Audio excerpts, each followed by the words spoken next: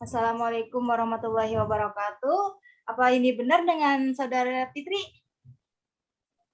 Waalaikumsalam warahmatullahi wabarakatuh. Iya, betul sekali. Ya, saya Latifah ya, Dek. Bisa panggil saya kakak atau ibu. Saya panggil ibu aja nggak apa-apa kan? Oh iya, nggak apa-apa, Dek. Sebelumnya, Fitri sudah pernah datang ke BK belum? Belum, Bu. Ini pertama kali saya ke BK. Bagaimana kesan Ade terhadap pertemuan kali ini? Sejujurnya, saya sedikit takut berada di dalam room seperti ini, Ibu. Kamu tidak perlu takut. Teman-teman kamu pasti juga pernah datang ke ruang BK seperti ini. Cuma ini dalam keadaan kondisi seperti online begini.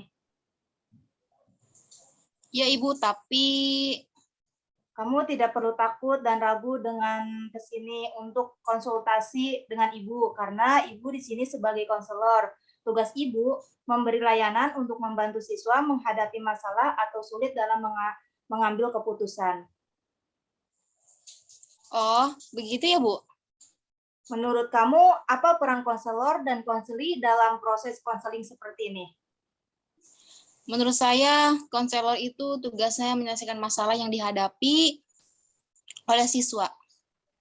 Sebenarnya yang kamu katakan itu mungkin sedikit keliru. Di sini Ibu sebagai konselor berperan sebagai fasilitator dalam proses konseling AD yang membantu kamu menemukan jalan untuk keluarnya dari permasalahan yang sedang kamu hadapi. Sedangkan kamu sendiri sebagai konseli berperan aktif untuk mengemukakan apa yang kamu alami secara jujur serta mampu menemukan jalan sendirinya untuk keluar dari permasalahan yang sedang kamu hadapi. Seperti itu, Bu. Saya akan berusaha aktif dalam proses ini, Bu. Tapi saya tidak mau, Bu, jangan sampai teman saya tahu, Ibu. Oh, soal itu, kamu tidak perlu khawatir. Dalam konseling ini ada kode etika yang menjamin kerahasiaan atas masalah yang kamu hadapi. Jadi kamu tidak perlu khawatir. Ibu bisa menjamin pembicaraan ini tidak akan diketahui oleh orang banyak atau oleh orang lain. Oh, begitu ya, Ibu? Sebelumnya sebelum kita mulai, kita langkah baiknya membahas permasalahan kamu dulu ya. Langkah baiknya kita membuat kesepakatan waktu yang diperlukan untuk proses konseling ini. Apakah dalam waktu 30 menit sudah cukup untuk melakukan proses konseling? Iya, Ibu. Saya rasa sudah cukup. Baik, kita sudah menyepakati ya waktu yang akan digunakan dalam proses konseling ini.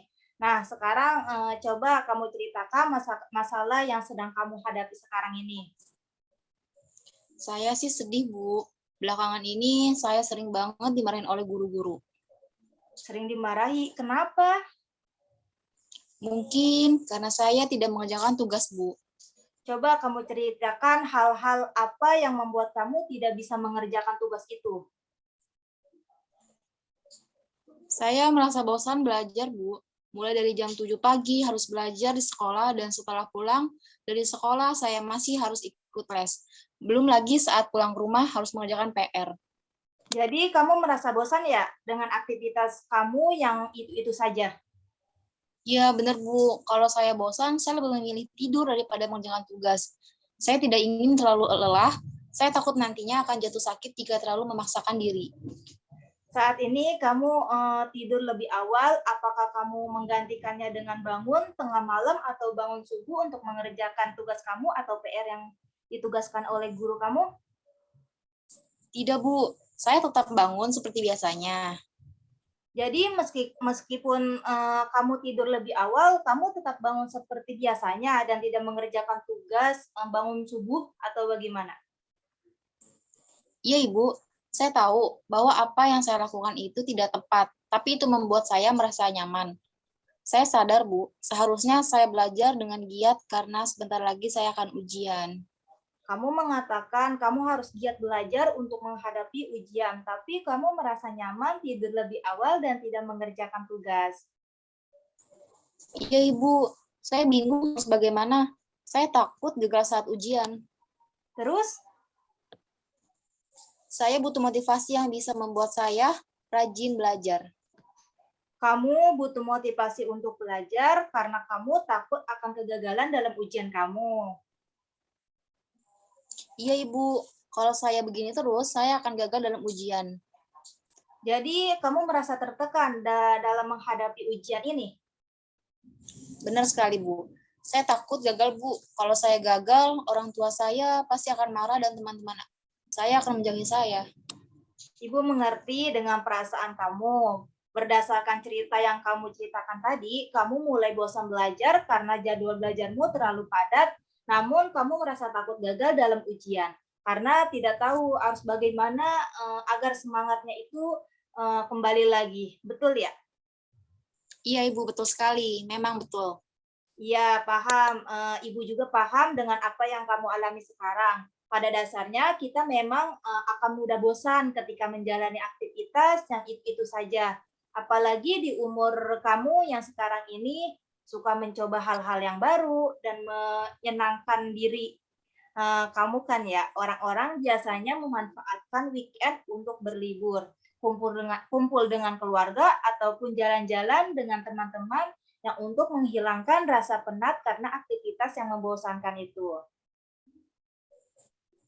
Iya juga sih, Bu, ya. Nah, sekarang coba kamu pikirkan hal apa yang membuat kamu semangat. Biasanya saya mendengarkan musik, jalan-jalan dengan teman saya, ataupun nonton di bioskop. Nah, Fitri, kamu sudah tahu hal yang membuat kamu bersemangat. Jadi, apa rencana kamu untuk menghilangkan kebosanan kamu dalam belajar ini? Saya akan mengatur ulang jadwal belajar saya dengan baik.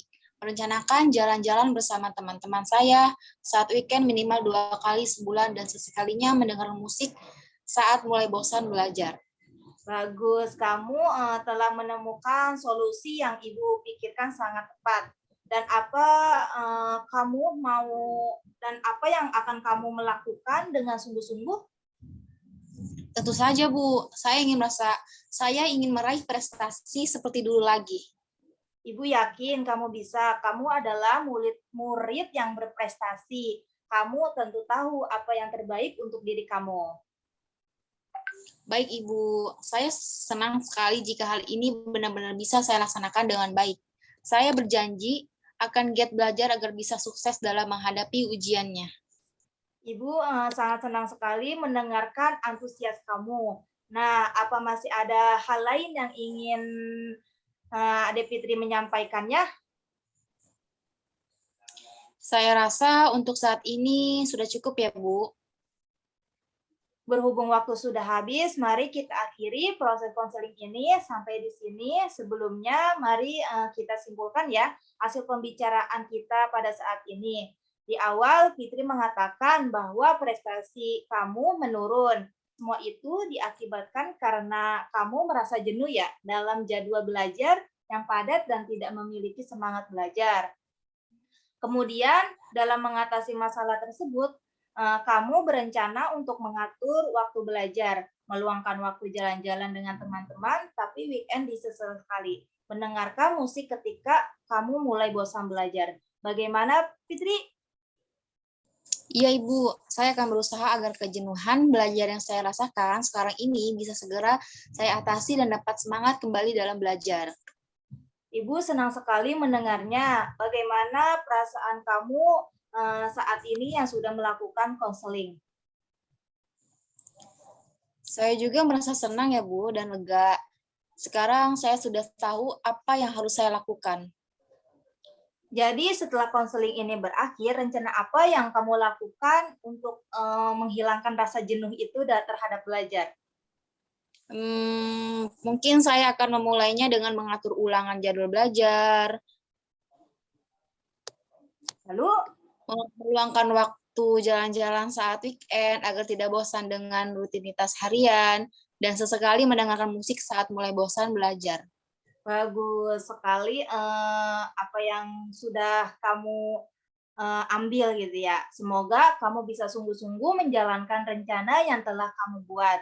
Nah, kalau begitu sesi konseling ini dapat kita akhiri dan kamu jangan sungkan lagi untuk datang menemui Ibu ya jika memiliki kesulitan. Baik Ibu, terima kasih banyak atas apa yang telah Ibu sampaikan. Saya merasa senang dan lega sekali. Sekarang saya sudah tahu apa yang harus saya lakukan. Kalau begitu, saya permisi ingin kembali ke kelas. Terima kasih. Assalamualaikum warahmatullahi wabarakatuh. Waalaikumsalam warahmatullahi wabarakatuh. Terima kasih ya.